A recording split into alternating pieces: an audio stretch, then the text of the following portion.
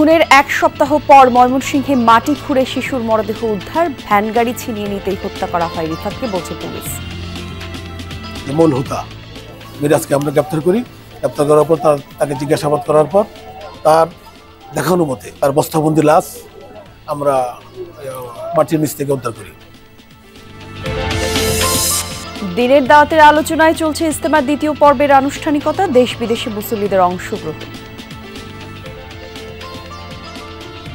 মুসলমান যারা ঈমানওয়ালা হয়ে যায় আল্লাহর সান্নিধ্য অর্জন করতে পারে। আমাদের যে আমল এমন একটু শক্ত হয়, মজবুত হয়, এই জন্য আশা।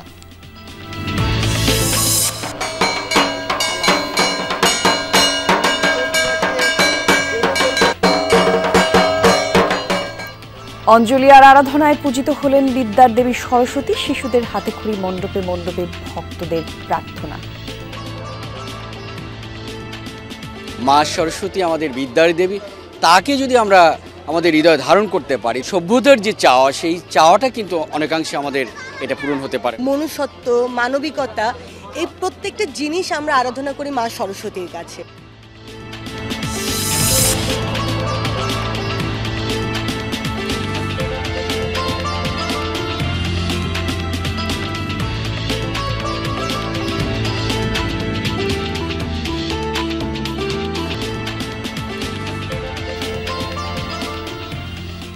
সংবাদ সাদেশে আমন্ত্রণ দর্শক, আপনাদের সবাইকে। সংবাদের শিরোনামগুলো দেখছিলেন, সাথে থাকবো আমি জান্নাতুল কলি।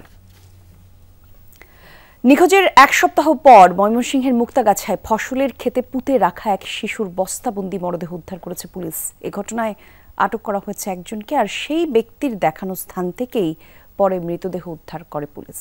পুলিশ জানায়, একটি ভ্যান গাড়িকে ছিনতাইকে কেন্দ্র করেই এই হত্যাকাণ্ড। চেচুয়া নরকোনা গ্রামের মানুষের জন্য সকালটা বিভীষিকাময়। দিনের শুরুতেই উদ্ধার হয়েছে মাটিতে পুঁতে রাখা শিশুর মরদেহ। আমার বাগনা, আমার গুরু, আমার আইতো না রে। ভ্যান চালাবার ইয়া খুঁজ পাওয়া যায় না, এটা কই কি হয়েছে এটা জানি না। আমরা সকালে মানুষ এমনি দৌড়ে দৌড়ে করে আইতেছে, পর আইয়া দেখলাম, দেখার পরে দেখেন পুলিশে খুঁজা নাচ হয়ে গেল। স্বজনরা জানায়, গত 27 জানুয়ারি নিখোঁজ হয় ময়মনসিংহের মুক্তাগাছা উপজেলার মির্জাকান্দা গ্রামের 12 বছর বয়সী ছেলে রিফাত। থানায় অভিযোগ করলে তদন্তে নামে পুলিশ। এক সপ্তাহ পর সন্ধান মেলে মরদেহের। সরকারের বিচার চাই, আর বাবা আমার গভর্নমেন্ট কেস করে দিবা। সাই আমাকে ফোন নিয়ে খাওয়াইছে ছেলেটারে, সাইয়া খাওয়াইয়া ডাঙ্গর করছে, গাড়িটা দিছে, গাড়িটা লই আইছে, মেরা পাইছে। ওর মায়ের নমাজ বইয়া দোয়া করে যেন দোয়াটা করছে, ওখানে ওর মায়ের না অজগবি খালি বুকের মধ্যে দাব দাব করতে। আমার মায়ের বুক কালি করছে, তার বুক কালি হইয়া যা গো। তথ্য প্রযুক্তির সহায়তায় রোববার রাতে মিরাজকে আটক করে পুলিশ। জিজ্ঞাসাবাদের পর তার বাড়ির পাশ থেকেই উদ্ধার হয় রিফাতের মরদেহ। রিফাতের পরিবার জানিয়েছে, পরিবারের হাল ধরতে এই বয়সে ব্যাটারি চালিত ভ্যান গাড়ি চালাতে হয় তাকে। সেই ভ্যান ছিনিয়ে নিতেই গলা কেটে হত্যা করা হয় শিশুটিকে। মোবাইল টেকিংয়ের মাধ্যমে আমরা এই গত রাত্রে এই যে মূল হোতা মিরাজকে আমরা গ্রেপ্তার করি। তাকে হত্যা করে ভ্যান গাড়ি বিক্রি করে মূলত টাকা উপার্জনের জন্য আর কি, এলো মূল কারণ। 3 বোন 2 ভাইয়ের সংসারে রিফাত সবার ছোট। বাবা একাধিক বিয়ে করায় মাকে হাত পেতে চলতে হয়। হুসাইন শাহিদ, যমুনা নিউজ, ময়মনসিংহ। গোপালগঞ্জে পুলিশের উপর হামলার ঘটনায় মামলা হয়েছে। পুলিশ বাদী হয়ে 175 জনের নাম উল্লেখ এবং 300 জনকে অজ্ঞাত উল্লেখ করে মামলা করেছে। গতকাল সন্ধ্যায় হামলায় টুঙ্গিপাড়া থানায় 5 পুলিশ সদস্য আহত হওয়ার পর থেকে থমথমে পরিস্থিতি বিরাজ করছে, আর ঘটনার পর থেকে এলাকায় সেনাবাহিনী টহল দিচ্ছে। গ্রেফতারের ভয়ে এলাকা প্রায় পুরুষশূন্য। গতকাল টুঙ্গিপাড়ায় লিফলেট বিতরণের সময় পুলিশ এক দোকানদারকে আটক করলে দেখা দেয় উত্তেজনা, আর এক পর্যায়ে স্থানীয় আওয়ামী লীগ নেতাকর্মীরা তাকে পুলিশের কাছ থেকে ছিনিয়ে নেয়। হামলায় আহত হন 5 পুলিশ সদস্য, ভাঙচুর করা হয় পুলিশের গাড়ি। পাবনায় গ্রেফতারকৃত এক আওয়ামী লীগ নেতাকে পুলিশের গাড়ি থেকে ছিনিয়ে নেওয়ার ঘটনায় মামলা হয়েছে। গতকাল রাতে এসআই আজহার সুজানগর থানায় অজ্ঞাতদের আসামি করে মামলাটি করেন। পুলিশ জিজ্ঞাসাবাদের জন্য 16 জনকে আটক করেছে। গতকাল সুজানগর উপজেলার গ্রেফতার করে পুলিশ এবং এ সময় আওয়ামী লীগের নেতাকর্মী এবং ওয়াহাবের সমর্থকরা তাকে পুলিশের কাছ থেকে ছিনিয়ে আনে। আহত হয় 5 পুলিশ সদস্য। আব্দুল ওয়াহাব সাবেক ওই উপজেলা চেয়ারম্যান এবং পৌর মেয়র ছিলেন।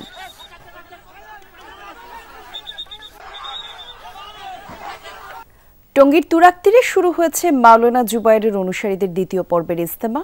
ফজরের নামাজের পর আমবয়ানের মধ্য দিয়ে শুরু হয় শুরায়ে নিজামের অনুসারীদের দ্বিতীয় ধাপের ইজতেমা। এতে অংশ নিচ্ছেন সারা দেশের অন্তত 22 জেলার ধর্মপ্রাণ মানুষ। খিত্তায় খিত্তায় ইবাদত বন্দিগিতে সময় কাটাচ্ছেন তারা। চলছে দিন পালন এবং দাওয়াতি কার্যক্রম নিয়ে আলোচনা। জিকির আসকারে ব্যস্ত সময় পার করছেন বিদেশ থেকে আসা মেহমানরাও। গতকাল আখিরি মোনাজাতের মধ্য দিয়ে শেষ হয় বিশ্ব ইজতেমার প্রথম পর্ব। মোনাজাত পরিচালনা করেন মাওলানা জুবায়ের। আত্মার পরিশুদ্ধির পাশাপাশি সমাজ এবং রাষ্ট্রের শান্তি কামনা করা হয়। দ্বিতীয় ধাপের ইজতেমা শেষ হবে 5 ফেব্রুয়ারি। এরপর 14 থেকে 16 ফেব্রুয়ারি শুরু হবে সাতপন্থীদের ইজতেমা। এ সময় Gazipur metropolitan police commissioner doctor Mohammad Nazmul Karim Khan বলেন, প্রথম ধাপের মতোই একই রকম নিরাপত্তা দেওয়া হচ্ছে। বলেন, ড্রোনটি কারা উড়িয়েছে খতিয়ে দেখা হচ্ছে। এখন থেকে অনুমতি ছাড়া আর কোনো ড্রোন উঠতে পারবে না। ইজতেমাকে উসিলা করে সারা দুনিয়াতে দিন প্রসার লাভ করে এবং প্রতিটা মুসলমান যেন ঈমানওয়ালা হয়ে যায়, আল্লাহর সান্নিধ্য অর্জন করতে পারে। আমাদের যে আমল এমন একটু শক্ত হয়, মজবুত হয়, এই জন্য আশা। দিনকে হাসিল করার জন্য, দিন শিখার জন্য, দিনের মেহনত শিখার জন্য নিজে শিখবো, অন্যকে শিখাবো। নিরাপত্তা ব্যবস্থা যেটি ছিল প্রথম পর্বে প্রথম ধাপের, সেই একই নিরাপত্তা এখন আমরা কন্টিনিউশন করছি। ইজতেমার মাঠের 2 কিলোমিটারের রেডিয়াসে যদি কোনো ড্রোন ওড়ানো হয়, সেটি কমিশনের অনুমতি ছাড়া হবে না। ইজতেমার ময়দানের খবর জানবো সহকর্মী পলাশ প্রধানের কাছ থেকে। পলাশ, দ্বিতীয় ধাপের ব্যবস্থাপনা কেমন দেখছেন জানাবেন, আর এই পর্বে কারা অংশ নিচ্ছেন জানাবেন। পলাশ, শুনতে পাচ্ছেন নিশ্চয়ই? আপনার কাছে জানতে চাচ্ছিলাম যে এই পর্বে কারা কারা অংশ নিচ্ছেন, একই সাথে ব্যবস্থাপনা, পুরো নিরাপত্তা ব্যবস্থা বলি অথবা মুসল্লিদের সার্বিক ব্যবস্থা কেমন দেখছেন জানাবেন। দ্বিতীয় ধাপ সেটি আর কি দ্বিতীয় পর্ব সেটি কিন্তু আসলে শুরু হয়েছে। আমরা যদি বলি যে ঢাকার এক অংশ সহ 64 জেলার 22টি জেলার মুসল্লিরা মূলত দ্বিতীয় ধাপে অংশগ্রহণ করবে। সেক্ষেত্রে আমরা দেখছি যে গতকাল বিকেল থেকে কিন্তু তারা কিন্তু ভিতরে প্রবেশ করেছে, যদিও আজকে সেটি জোহর নামাজের পর মূলত মূল আনুষ্ঠানিকতা শুরু হবে। যদিও গতকালকে থেকে আমবয়ান হয়েছিল, সেক্ষেত্রে যারা মুসল্লিরা আগে থেকে এসেছে ময়দানে, সেক্ষেত্রে একটু আগে থেকে হওয়াতে মূলত আমবয়ান শুরু হয়েছে। তবে মূল যে আনুষ্ঠানিকতা সেটি হচ্ছে জোহর নামাজের পর থেকে মূলত আনুষ্ঠানিকতা শুরু হবে। আমরা বেশ কয়েকজন মুসল্লির সাথে কথা বলছিলাম, তারা বলছিল যে প্রথমবারের মতো যে যে জেলাগুলো অংশগ্রহণ করেছে তারা ইচ্ছে করলেও থাকতে পারবে, ইচ্ছে না করলেও থাকতে পারে। তারা বিভিন্নভাবে তারা বিভিন্ন চিল্লা গিয়ে বিভিন্ন দেশের বিভিন্ন চিল্লায় অনুষ্ঠিত হবে, সেটির জন্য তারা এই ময়দান থেকে আসলে তারা বিভিন্ন জেলায় গিয়েছে। তবে এখন পর্যন্ত যারা মূলত নতুনভাবে আসছে তারাই মূলত এই দ্বিতীয় পর্বে তারা আনুষ্ঠানিক বক্তৃতা শুরু করবে এবং সেটি আগামী 5 তারিখে আখিরি মোনাজাত শেষ করে তারা এখান থেকে বিদায় নিয়ে দেশের বিভিন্ন অঞ্চলে আবার ঠিক কেউ 1 চিল্লা 2 চিল্লা 3 চিল্লা, কেউ আবার 5 চিল্লা যাবে, অনেকে আবার দেশের বাইরেও যাবে। ঠিক একইভাবে 2026 সালে ঠিক একই এখানে অর্থাৎ টঙ্গীর তুরাগ তীরে আবারও বিশ্ব ইজতেমার জন্য তারা প্রস্তুত নেবে, সেটি আসলে প্রত্যাশা করছে। ধন্যবাদ আপনাকে পলাশ। কুমিল্লায় যৌথ বাহিনীর হেফাজতে থাকার পর হাসপাতালে মারা যাওয়া যুবদল নেতা তৌহিদুল ইসলামের পরিবার ন্যায় বিচার চায়। সেনাবাহিনীর পক্ষ থেকে সেই আশ্বাসও দেওয়া হয়েছে।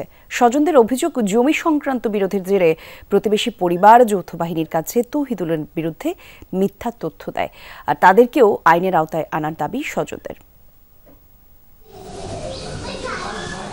3 বছরের হুমায়রা এখনো জানে না তার বাবা আর কখনো বাড়ি ফিরবে না। কঠিন এই সত্যটা বোঝার বয়সটুকু হয়নি তার। চাকরি সূত্রে চট্টগ্রাম থাকতেন যুবদল নেতা তৌহিদুল। 4 সন্তান অপেক্ষায় থাকতো কখন বাড়ি ফিরবে বাবা, পূরণ হবে তাদের সব আবদার। তৌহিদুলের মৃত্যুতে অসীম শূন্যতা পরিবারটিতে। তাকে আটক করে নেয়ার মুহূর্তের স্মৃতিটুকু তাড়িয়ে ফিরছে স্ত্রী ইয়াসমিন নাহারকে। একটু দেখাইও নিল না, একটু কথা বলার সুযোগ দেয় নাই। এর আগে দিয়ে ও বলছিল সন্তানকে দেখতে, তাও দেখতে দেয়নি। 1 গ্লাস পানি খাইতে চাইছে, তারপরে পানিটা পর্যন্ত খাইতে দেয়নি। পরিবার বলছে প্রতিবেশীর সাথে তাদের দীর্ঘদিন ধরে জমি নিয়ে বিরোধ চলছে। এরই জেরে যুবদল নেতা তৌহিদুলের কাছে অবৈধ অস্ত্র থাকার মিথ্যা তথ্য দেওয়া হয় যৌথ বাহিনীর কাছে। এজন্য প্রতিবেশী সাইফুল সহ কয়েকজনকে দোষছেন স্বজনরা। এ বিষয়ে জানতে সাইফুলদের বাড়িতে গিয়ে তাদের পাওয়া যায়নি। যার সাথে জমি নিয়ে একটু বিরোধ, তারা বলছে একটা পড়ছে আরো লাশ পড়বে, আরো 4টা পড়বে। আমরা 6 বার ভিতরে 1 ভাই নিয়ে নিছে, আরো 4টা মিলে শেষ করে ফেলবে। সাইফুল তো এখন পর্যন্ত প্রত্যক্ষদর্শীর বর্ণনা মতে সে ছিল। আইন শৃঙ্খলা বাহিনী কি স্টেপ নিল তার বিরুদ্ধে এটা আমরা জানতে পারিনি। ন্যায় বিচারের জন্য সেনাবাহিনীর প্রতি আস্থা রাখছে পরিবারটি। দৃষ্টান্তমূলক বিচার দেখতে চান বিএনপি ও সহযোগী সংগঠনের নেতৃবৃন্দ ও বৈষম্য বিরোধী ছাত্র আন্দোলনও।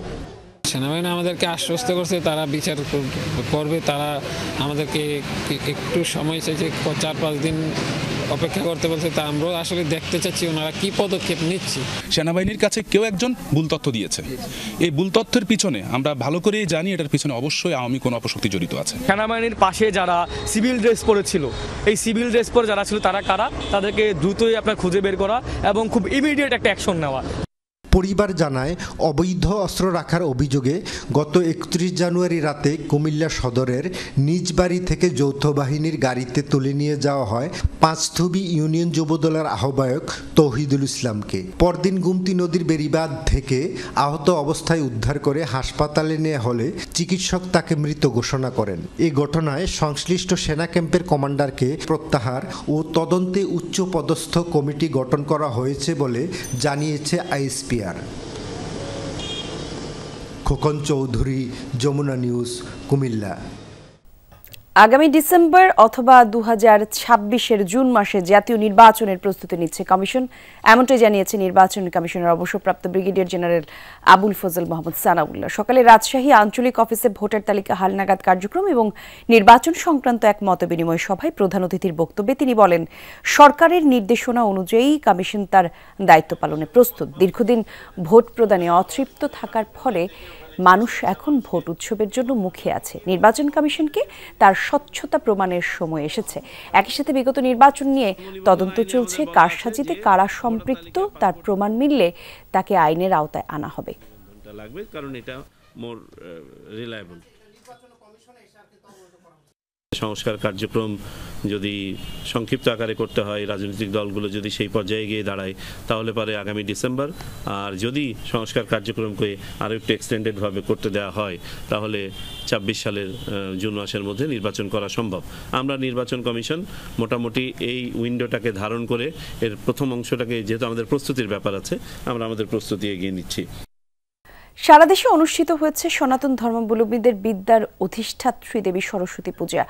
শাস্ত্রীয় বিধান অনুসারে মাঘ মাসের শুক্লপক্ষের পঞ্চমী তিথিতে সরস্বতী পূজা করা হয়। এবার পঞ্চমী তিথির সময় রোববার বেলা 12:47 থেকে শুরু হয়ে সোমবার সকাল 10:27 পর্যন্ত, আর তাই এই বছর 2 দিনে পূজার ক্রিয়াকার্য সম্পন্ন হয়েছে।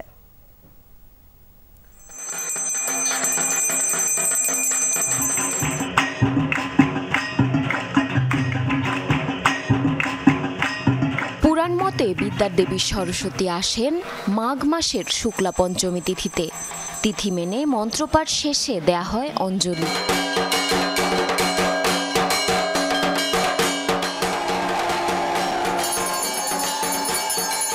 এবার পঞ্চমী তিথির সময় ছিল রোববার বেলা 12:47 থেকে শুরু হয়ে সোমবার 10:27 পর্যন্ত।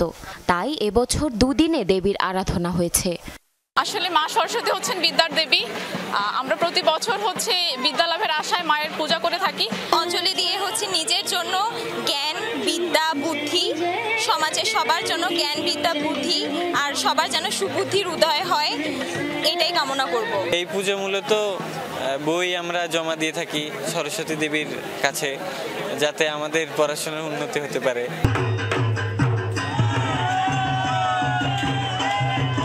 বিভিন্ন মন্দির, মণ্ডপ, শিক্ষা প্রতিষ্ঠান ও পাড়া মহল্লায় ঘটা করে পূজিত হয় বিনা পানি।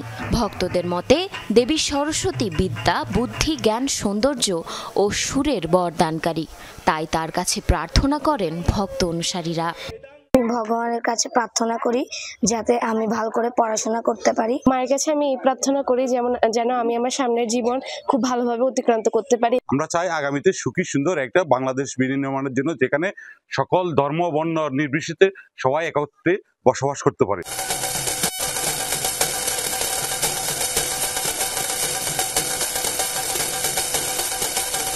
দেবীর আশীর্বাদে অসাম্প্রদায়িক চেতনা আরও সুদৃঢ় হবে আশা এই পুরোহিতের।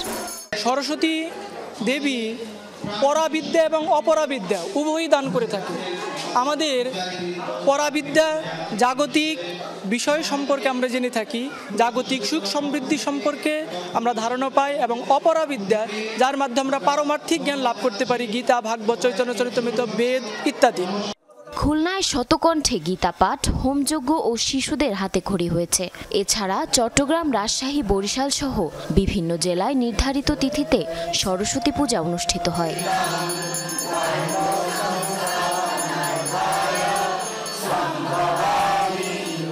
জারিন অর্নি, যমুনা নিউজ। এই ছিল সংবাদ সাদেশের এখনকার আয়োজন। এতক্ষণ সাথে ছিলেন যারা, ধন্যবাদ সবাইকে।